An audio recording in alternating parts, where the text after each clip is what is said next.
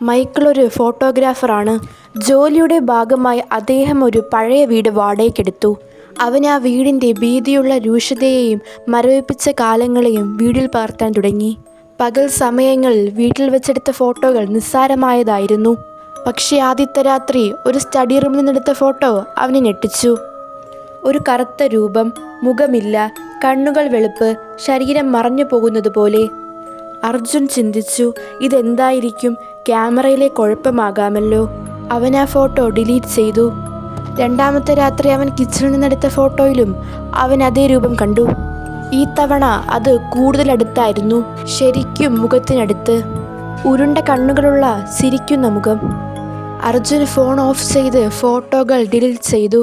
പക്ഷെ രാവിലെ ഫോൺ തുറന്നപ്പോൾ ആ ചിത്രം വീണ്ടും സ്ക്രീനിൽ. പിന്നെ അയാൾക്കൊരു നോട്ടിഫിക്കേഷൻ. അതിങ്ങനെയായിരുന്നു: ഇതുവരെ ഞാൻ പിന്നിലാണ്, ഇനി മുന്നിലായിരിക്കും. അവൻ ക്യാമറ തട്ടി അടച്ചപ്പോൾ ഫ്രണ്ട് ക്യാമറ ഓണായി. അതിൽ അയാളുടെ കൂടെ ആരോ നിൽക്കുന്നു. അത് ആ രൂപം തന്നെയായിരുന്നു. ഇതുപോലുള്ള സ്റ്റോറീസിനായി ചാനൽ സബ്സ്ക്രൈബ് ചെയ്യൂ.